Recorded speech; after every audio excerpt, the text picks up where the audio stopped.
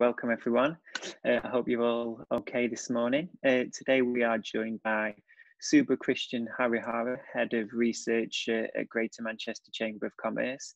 He will be covering the QES results, and we also have Lindsay Lewis, the Town Centre Project Officer from Crewe Town Council, who will be giving us an update on the Crewe branding.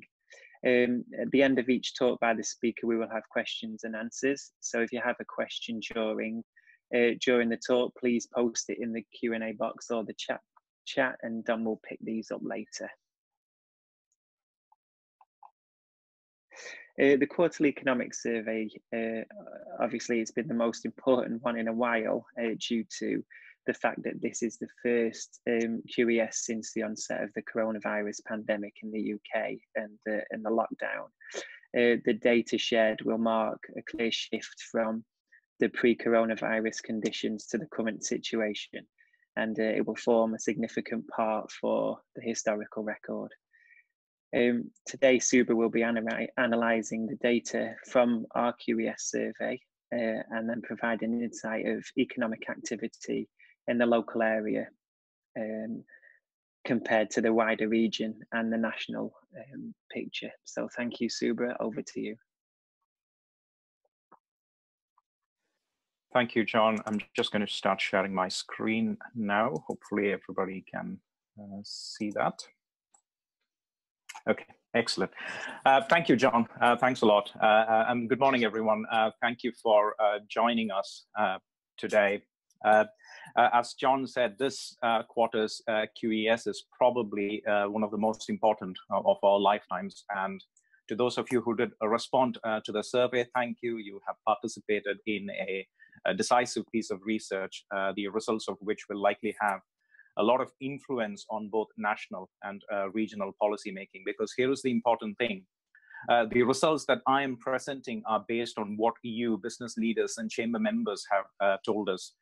And so it is your data that we have analyzed. And so all I'm doing today is playing back the views of business leaders like yourselves, but with some added commentary and context. It is therefore very important that you do continue to fill in the quarterly economic survey. We will have the third quarter's survey launched towards the end of August. And so we will send you the link at that time, but please do fill in the QES as and when you can.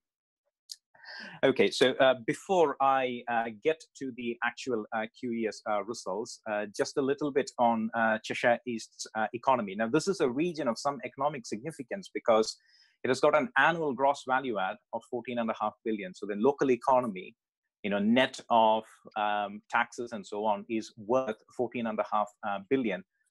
There is a workforce of 189,000. But there are some interesting issues in the sectoral makeup. What is interesting is that manufacturing is a third of the economy, but only 10% of employment. And the services sector accounts for nearly 80% of employment, but only 2/3 of the gross value add. Construction is a much smaller sector in Cheshire East. And the reason I'm mentioning this is because when we present the QES results, we generally split the results into sector groups. So we have a manufacturing group, and then we have a services group. Manufacturing includes all kinds of manufacturing, but we will also have some production-based industries, extraction, mining, and so on, where it is relevant. And then services is a catch-all sector. It has got everything from hospitality, retail, wholesale, all the way down to arts, entertainment, education, financial services, banking. Everything is clubbed together within services. And so, just bearing that in mind is useful because there are some very interesting issues. Now, Cheshire East has got much higher earnings and much higher productivity than the Northwest average, which is actually a very good aspect. And that is down to the sectoral makeup. Manufacturing generally is a high productive sector. So just bear that in mind as we go through the QES results. So John mentioned a bit on the QES, but what is the Quarterly Economic Survey? The Quarterly Economic Survey is the UK's oldest and largest running business sentiment survey. So please bear in mind, it is a business sentiment survey. It has been run by Chambers of Commerce since the 1980s, and since then, every quarter, we have asked the same questions. That means we have a rich time series of data, which has captured the most important economic events. So it is a reliable survey because of the sample size. Every quarter we get over 7,000 responses. This quarter we had 7,700 responses. And so the response rate makes it a reliable sample. And so we were able to accurately predict and forecast the recession in the 1990s, in the late 2000s. But equally, we also were able to show from the QES results that there was not going to be a double-dip recession in 2012. And because of its reliability, the QES is actually used by policymakers. And as part of the BCC group, I routinely have calls with senior civil servants in Treasury, in Base, Bank of England, etc., just briefing them on the QES results. So it is an extremely important piece of work, which is why your participation is always important within the QES. Okay, so what does the QES cover then? So you may have seen the survey questionnaire, but just to run through what the survey covers, we have domestic demand, overseas demand. So these are important economic indicators. But in addition to demand, there are other measures such as recruitment intentions and changes to the workforce. Okay, labor market is always an important issue for businesses. And then some long-term indicators from the QES, such as business investment, business confidence, etc. We look into cash flow, but also external pressures. But just a note on the QES results and the way the results are presented.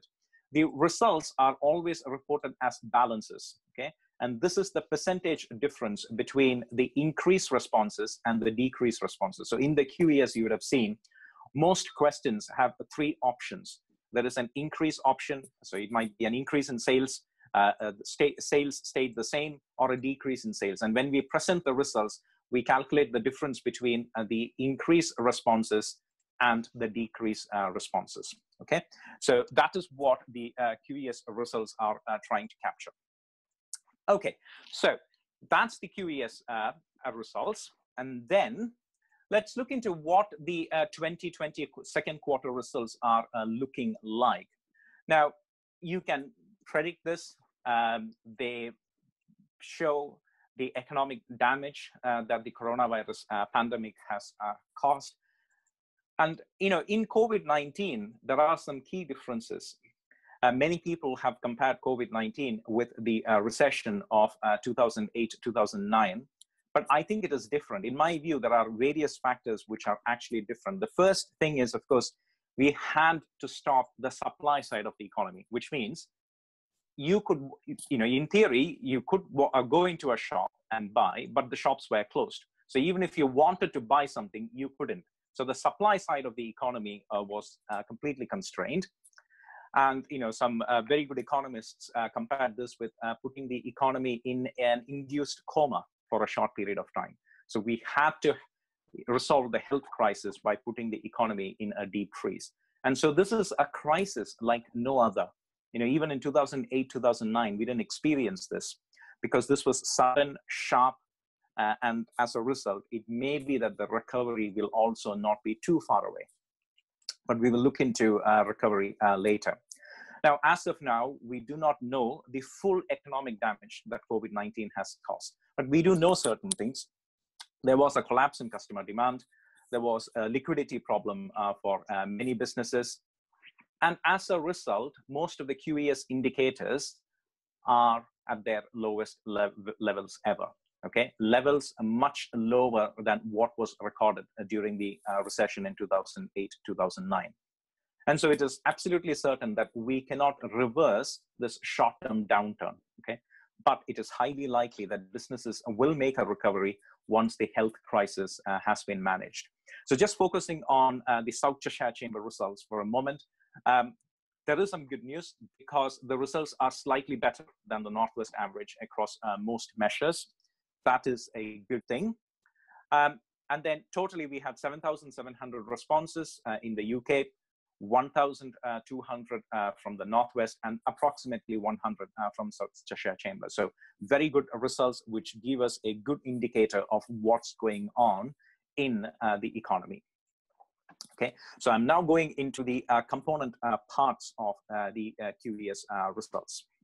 Okay, and the first is domestic demand. So just bear in mind, most of these slides now will have two charts. The chart on the left is the South Cheshire Chamber results, and then the chart on the right is a comparator with the Northwest results. Now, the Northwest results are a timeline because we do have some historic data. The South Cheshire Chamber QES is being run after a small gap, and so I'm focusing on this quarter. And focusing on this quarter also helps highlight the scale of the current problem. So on domestic sales, this is hardly surprising, is it? You know, we had a historic collapse in demand, and so there has been, you know, a negative numbers for all of the domestic sales figures. This is true for services.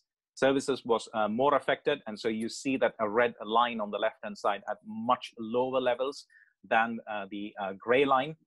But you will also note that the Northwest results in this case are slightly better, but they are more or less in the same territory. Okay, so roughly it is at minus 70. So this means the absolute majority of respondents to the survey said they had suffered a decline in sales rather than sales staying the same or sales actually increasing in this quarter. So compared to the first quarter, there has been this sharp, sudden reduction in customer demand. Okay. Next is international demand. So we have UK sales, but also overseas sales. And again, the picture is similar. It is true in the Northwest, it is true in South Cheshire, and it is also true for all of the sectors there. So both manufacturing and services have suffered a historic reduction in demand. But we sort of picked this up because so far as international demand is concerned, we do have a good proxy indicator within the chambers. And that is the number of export documentation processed by the chambers. And so since January, we have seen a small reduction, you know, month on month in the number of export documentation that were processed. So what had happened in international demand was there was a dip towards Chinese New Year. So in the lead up to Chinese New Year, which was in February, Chinese exports went down because it's a holiday season in China. And then it never really picked up. And so when we speak to our members who are in the logistics sector, in freight, in shipping and so on, what they tell us is that sea freight went down almost to zero towards the peak of the pandemic. So in April, sea freight had significantly gone down. It has started recovering since then. But something else happened with international demand as well. Our exports also suffered, except for personal protection equipment and medical equipment, which was coming in. And so what was happening was, you know, some companies were actually using first-class seats in airlines because the airlines did not have any passengers. They were actually using first-class cabins to ship in personal protection equipment and medical equipment into the UK. So international demand, interesting insights there, but the main story is that, you know, demand has actually gone down compared to the previous quarter. Okay. So demand is down, we know that, and when demand is down, you know, there is less revenue, sometimes payments are delayed, which means cash flow positions have been badly affected. And there is an interesting thing here. South Cheshire Chamber results are significantly better for cash flow positions compared to the Northwest average. So while the balance in South Cheshire is around minus 15, so it is negative territory. More businesses are saying that they have had a reduction in cash flow compared to those who are saying there has been an improvement. But the proportion of businesses saying that they have had a reduction in cash flow in South Cheshire is much smaller than the proportion of businesses within the Northwest overall who have suffered a reduction in cash flow. So that's an interesting thing there. Cash flow positions are actually looking better. And this is extremely important because cash flow determines discretionary spend and also has a bearing on future employment.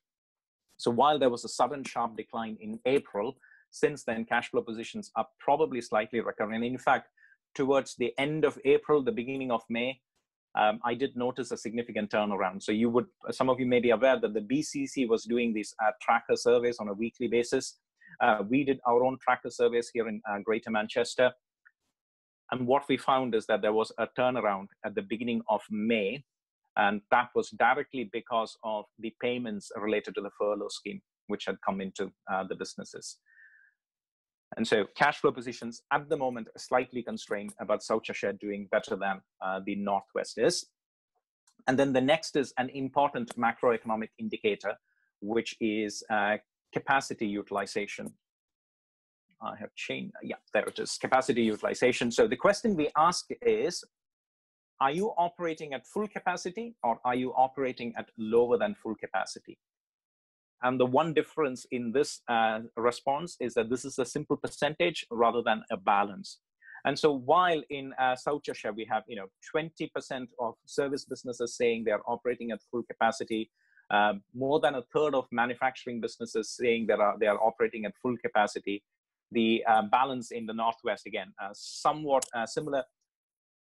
This is an important macroeconomic indicator because capacity utilization indicates two things. One, on the positive side, is that they are actually fully engaged, which means there are more employment opportunities, they have better cash flow positions, and so on. But at the same time, capacity utilization of about 80–90%, which has happened actually at some times, is probably not healthy because then it also constrains the ability of the business to expand. So you want an optimum level of capacity operation. Certainly this level of capacity utilization at 20% or 30% is not ideal. It may not be sustainable for many businesses. It is also reflective of the fact that many businesses have put employees on furlough. And actually it is only in the next few weeks that employees will start coming back from furlough. So operational capacity at the moment, there has been a quarterly reduction. And so, these are the kind of big business indicators. So this is a summary of the here and now. We looked into demand, we looked into operational capacity, we looked into cash flow positions. And so what can we learn in terms of labor market or employment from those measures? Again, no surprises here, probably. So the question here is, did you increase your workforce in the last 3 months?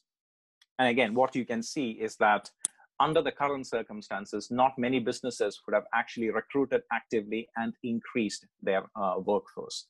And that picture is true for the services sector, where the balance is minus 16.4. And then for the manufacturing sector, where the balance is minus 25. So on workforce, again, things are not looking good at the moment. And this is connected with another fact, which is the percentage of respondents who have actually attempted to recruit staff.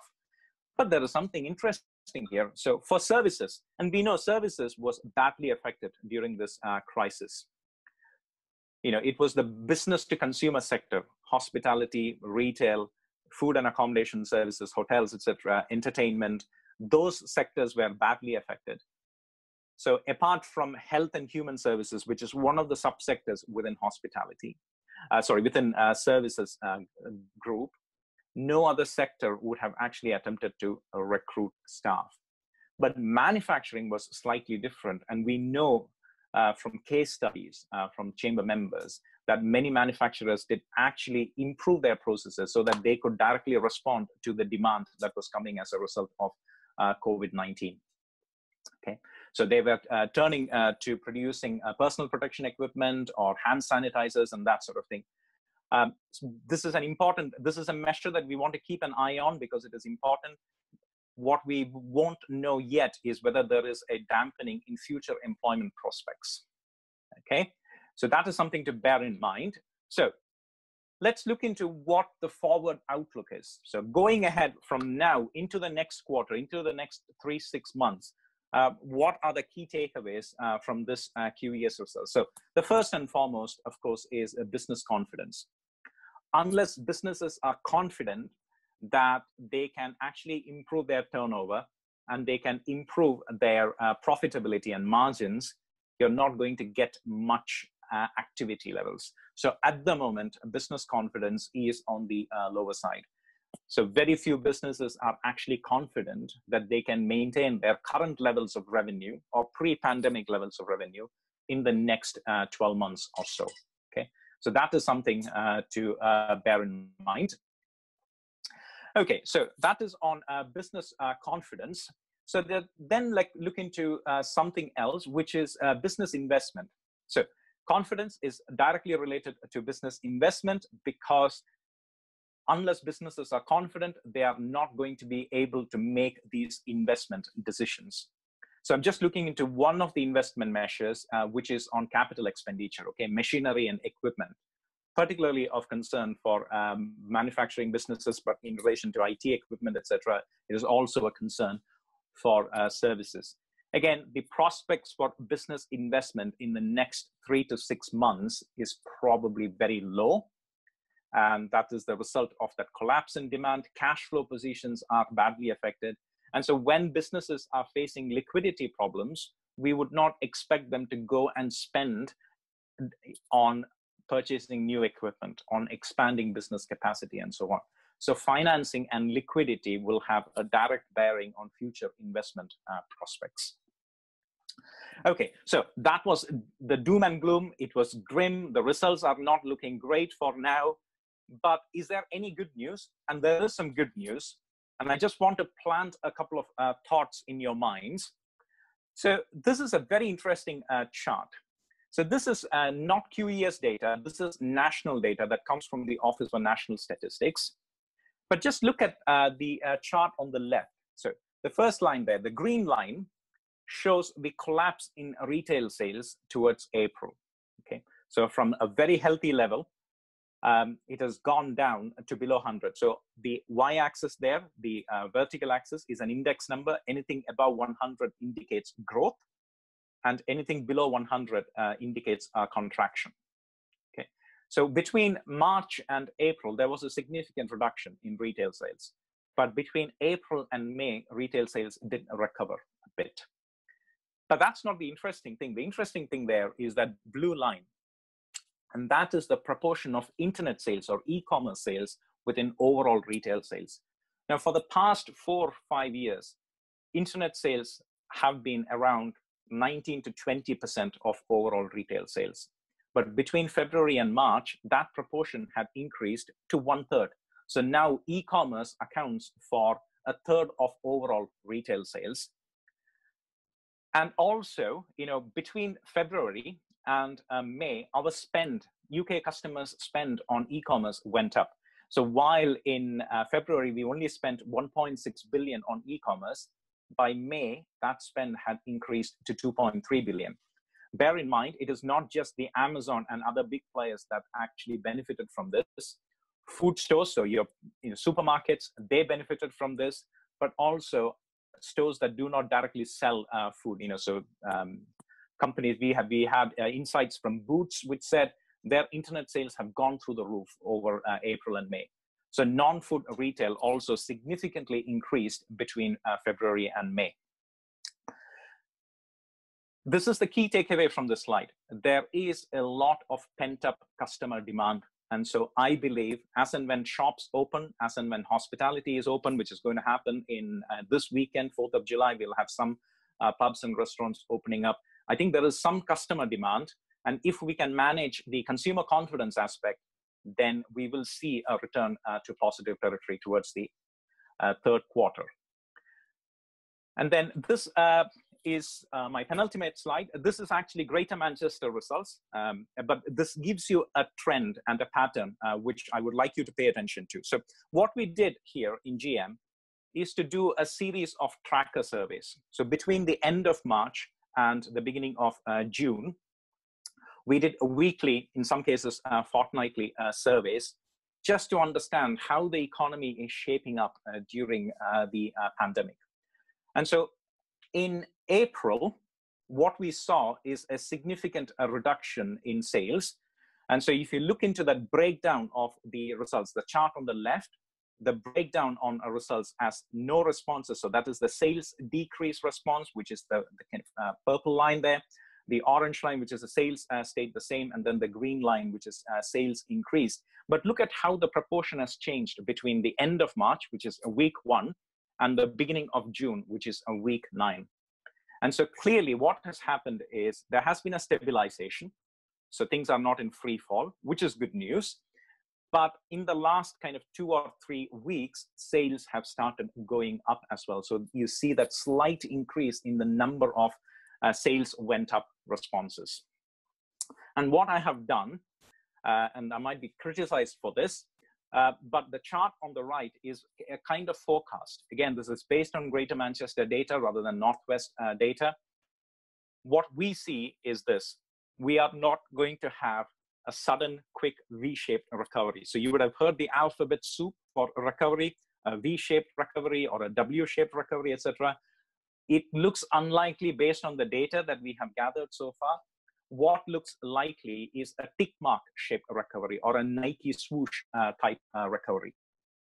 Okay, so a slow, steady increase in demand over the next few quarters. And so our forecast based on currently available data is that towards the end of September, so the end of the 3rd quarter, the beginning of the 4th quarter is when we will return to positive territory.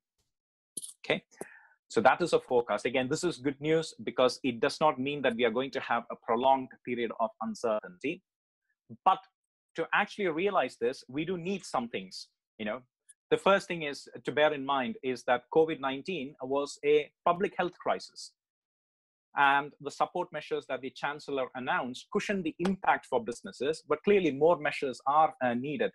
And we have had some bad news in Manchester yesterday. Royal Exchange Theatre said they are going to make 2/3 of their staff redundant. So some sectors of the economy have been badly affected: entertainment, culture, etc. And so the next set of measures that we would like government to announce is to help businesses in that recovery process. So they have helped cushion the impact, but we now need help from government to speed up that recovery process. So the immediate priority is to contain the virus, because unless the virus is contained, we are not going to get an increase in consumer confidence. But then the focus changes to stimulating business environment and preserving jobs. But also bear in mind that chart with internet sales, etc. We are going to see some new business models emerge. Okay, I do think there is going to be more technology adoption amongst businesses, and so working patterns could also change. We are all working from home. There will be a bit of flexible and remote working into the future. So that's a summary from the QES slides. I have finished now. If you have any questions, I'll try to answer them. Otherwise, I'll hand over back to John. Thank you, John.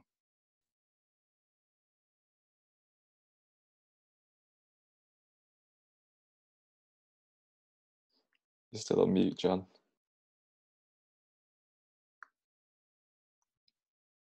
Hi, Subrah. Sorry, thank you very much for that. You mentioned in your last slide about the further support measures are needed from the government. So what, in your mind, would those measurements look like?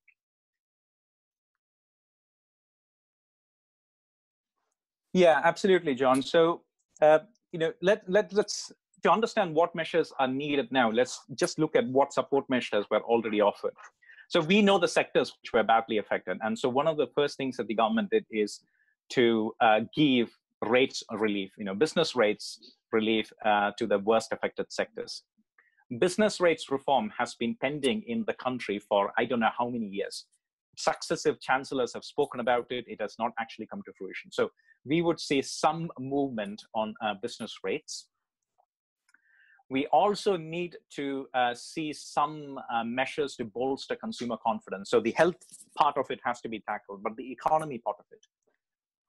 And something that could be actually very beneficial is a short-term VAT cut. And this was something that was experimented in 2008, 2009, but at that time, the rate went down from 17.5% to 15%, not significant.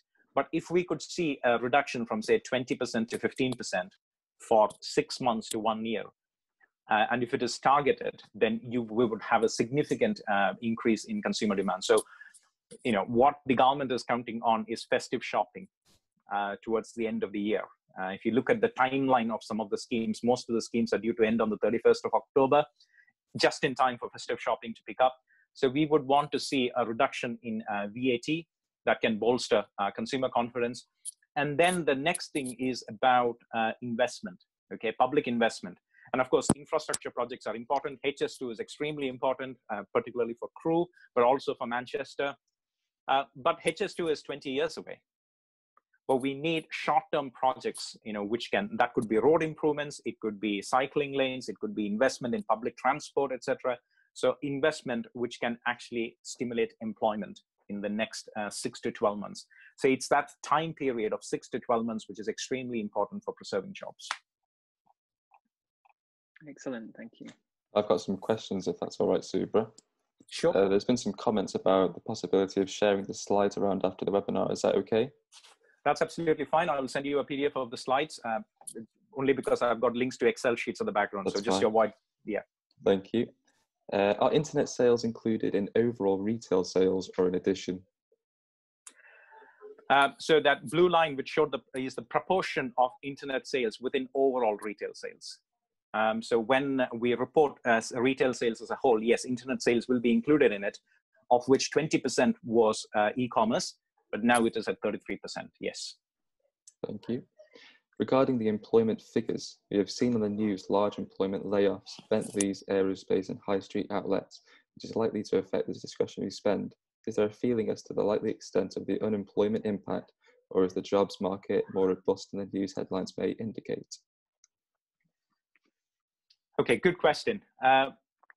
Personally, I do feel there is going to be some reduction in employment. Unemployment will go up. But again, this is different at a macro level. So overall unemployment rate might hover around that 3.9. It might go up to 4.2, 4.3%. But as they say, there are damn lies and then there are statistics, right? So statistics sometimes hide the true impact.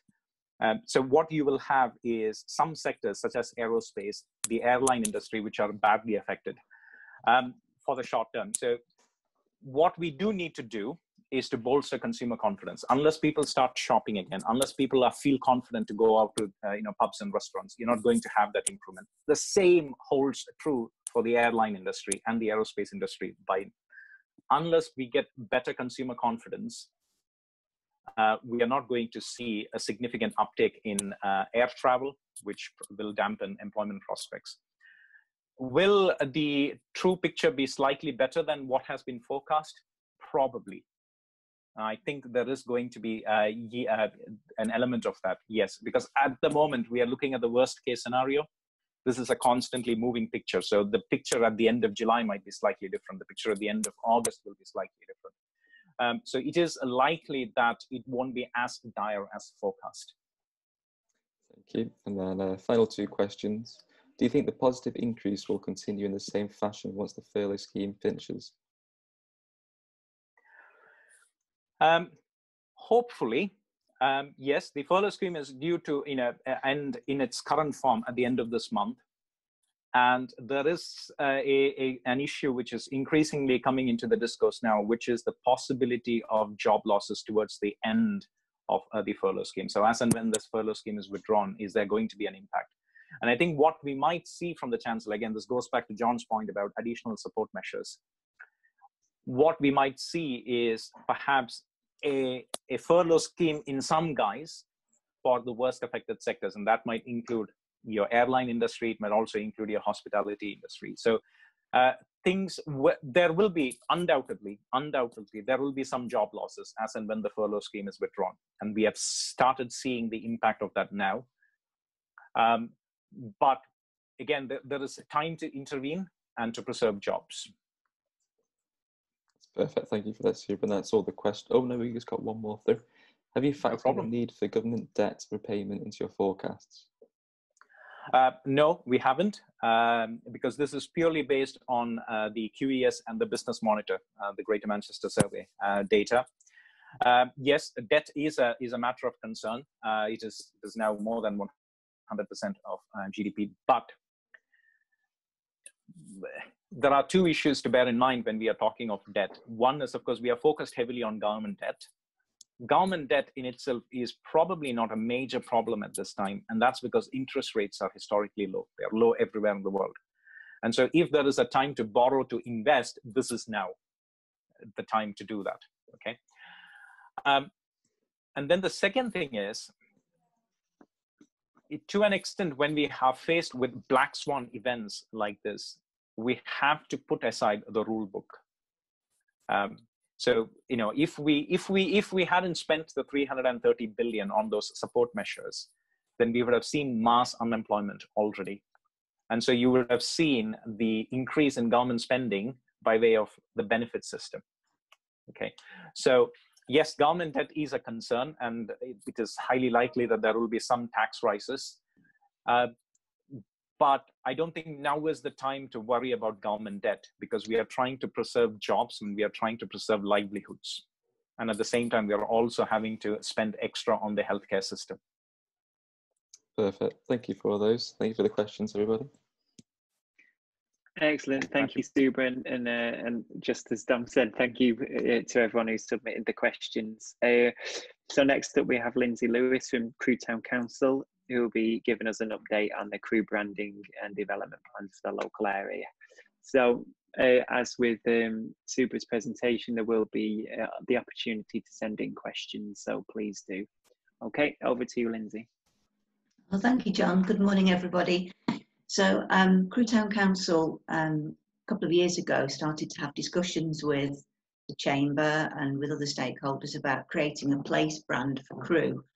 We felt it was important to have a hook, if you like, an image for the town, which would also set us some challenges. We weren't looking for a strapline and a logo. We were looking for something where we would share some common values and views of the town that we could then share within the local community and develop on, and with the wider community, with the long-term, obviously, reaching out once HS2 arrives, that our audience would start local but would end up being a much wider audience that we were potentially promoting Crewe to.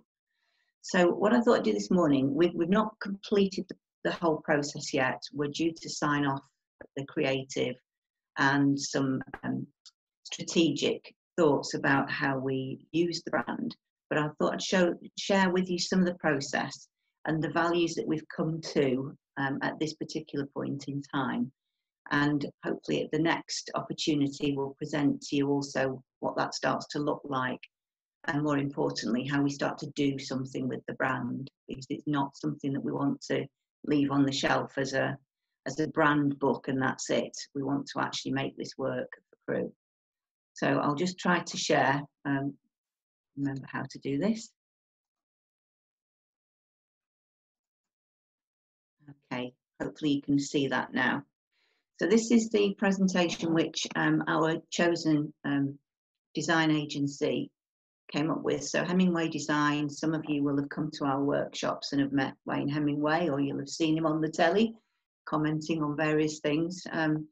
He and his team are experts in urban design and place branding. So what is a place brand? What's the goal of a place brand, and how does a place brand work?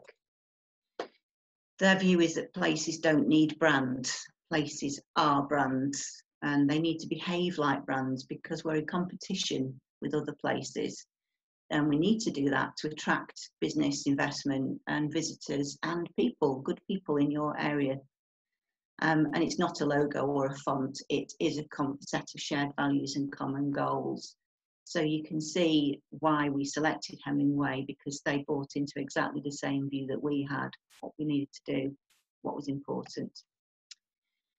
And these shared values and common goals are intended to reach two audiences, the local and the further afield. And it is important that we acknowledge the local sense of place first and develop its strengths to benefit our communities and bring people together. If we don't do that with a place brand, then it's lost. It's just a superficial project. And we want this to reverberate really through everything that's done for the town, both politically and with supporting businesses, supporting the visitor economy, etc. And what you can do with a place brand is improve the image of that place, the mental image of Crewe, so that when people talk about a place, they have a positive image. That's obviously going to support whatever else you're trying to do with it. So we understand that need for the first bit to be the internal, sort of the look at the place, what's the perception of the place. And at this point, I'm just going to bring up a different presentation, which will explain a little bit more about some of the work we did on this. So can you see this? Nothing's up yet, Lindsay. Try and get that to share. Sorry, bear with me a second. It never works properly, does it, when you want it to? So, there you go. As a result of a number of workshops, and I'll go through some of the numbers in a minute, we came to the view that there is a real perception problem with Crewe. These are immediate response surveys. So what are the first 3 things? That's what we asked people. What are the first 3 things that you think of when you think of Crewe? So what's the mental image? And if you look at this word cloud, it's not exciting. That's not a brand really that you would want to run with. So run down, empty, depressing, dirty. Within that, though, there were also some more hopeful and more positive associations with Bentley, with the football club, railways and trains. You can have a mixed view on that, but it's been the source of employment and the reason that Crewe was created. A lot of innovation's has taken place in Crewe as a result of someone choosing to put a railway station in the town and build trains here. And also some real building blocks there with a friendly community. And another word that was used an awful lot, potential. So that to us was an indicator we've got something we can work with here. And then we asked people to rate Crewe on a number of things in terms of indicators such as work opportunities, vibrancy, business climate, leisure offer, etc. And obviously the further out of the ring those little red lines go, you know, the bigger that theme may be.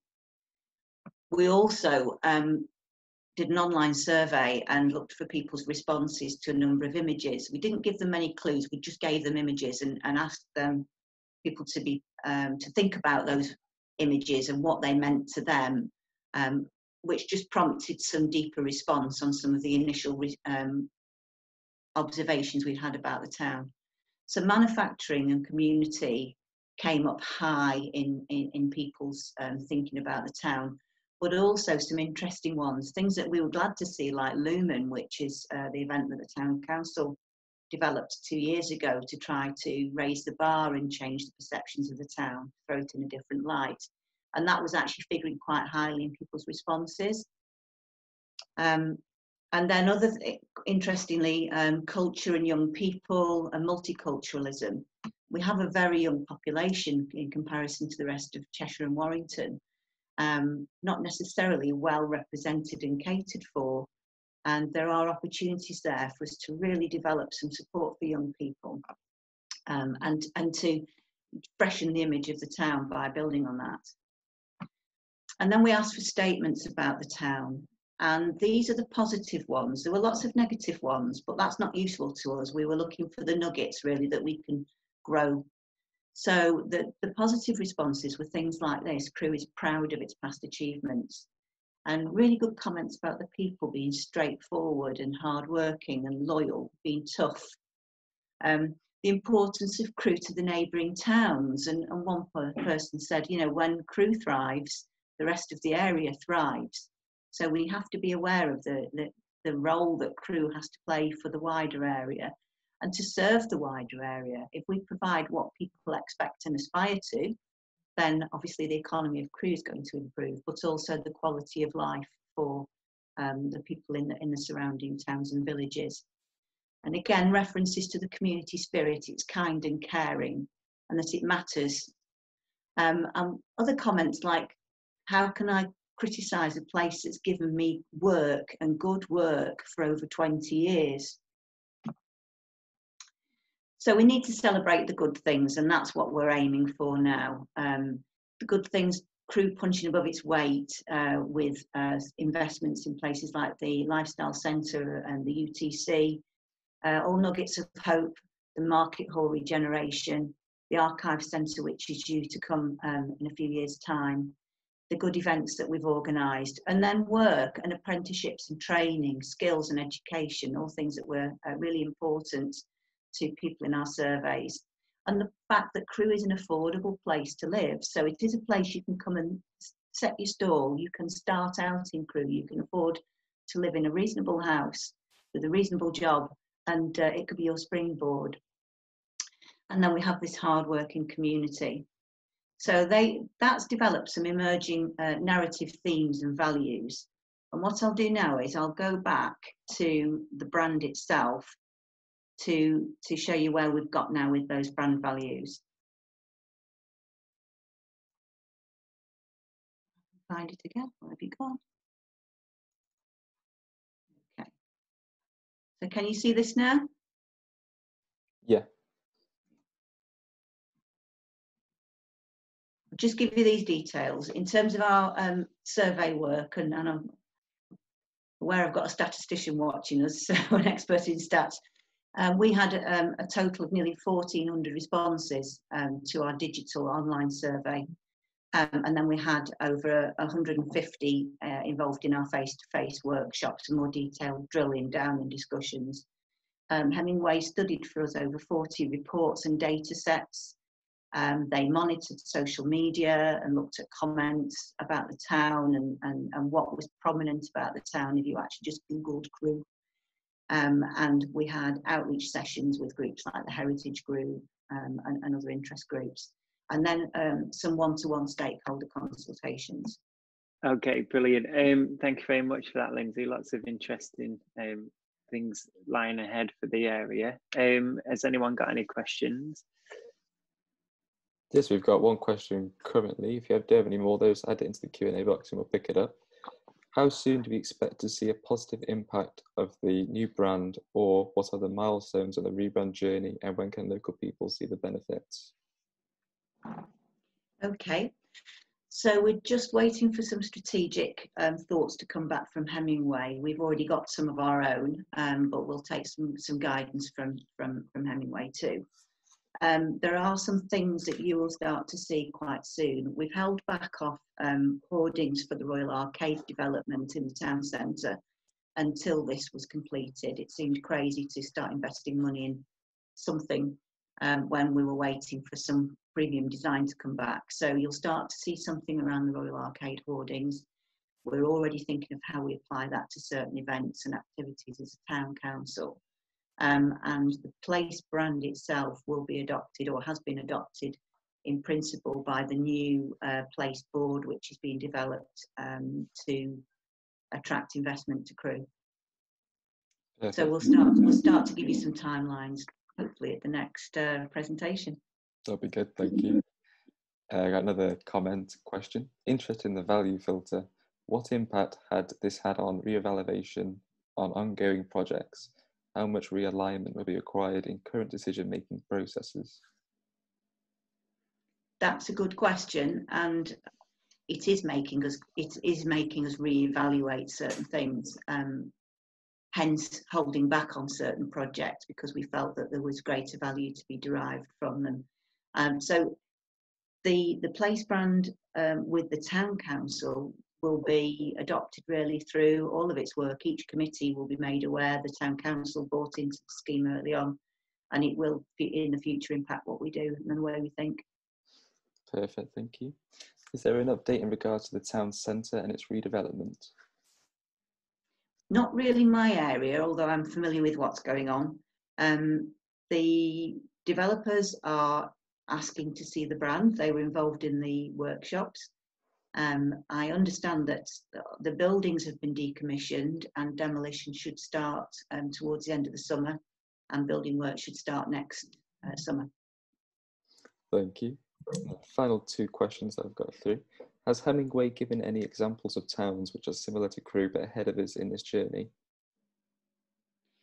Well, every town is very different. They have talked about other areas, but I wouldn't say there's one that's a direct comparison. What they have done is given us highlights of how we might adapt that creativity. So things like Lowestoft adopting its first light festival, very rundown and depressed area, Lowestoft, and they've worked with Hemingway, have now developed something that they're extremely proud of as an event that people all over the country will go to, which is based on the fact that it's the first area that the light hits the country in the middle of the summer.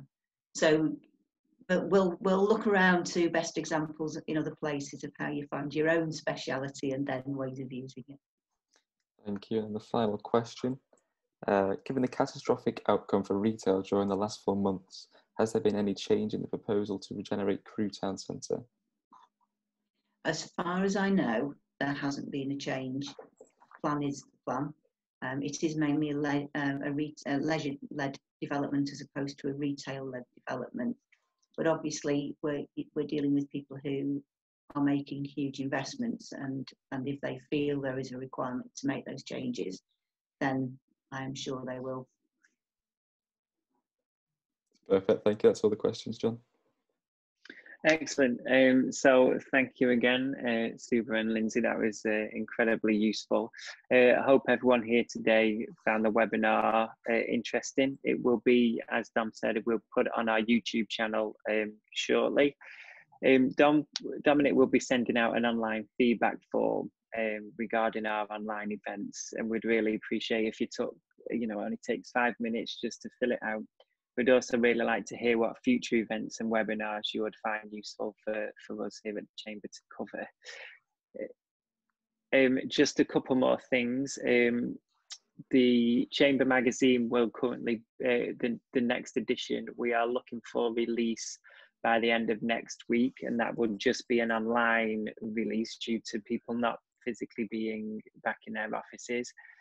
We have a variety of networking and informative events planned, so please keep your eye on our website, which is www.sccci.co.uk. And also we've got the news and blogs and events and training newsletters which go out every Thursday. They go out to around between 2,000 and 2,500 email addresses in the local area, so it really is worth using our portal and posting, checking back for information, and really trying to make the most out of that element of the Chamber. And if there's anything that the Chamber can do to help during this time, please don't hesitate to get in contact with us. And then thank you again, Subrah and Lindsay, and everyone's time for submitting questions. Thank you very much.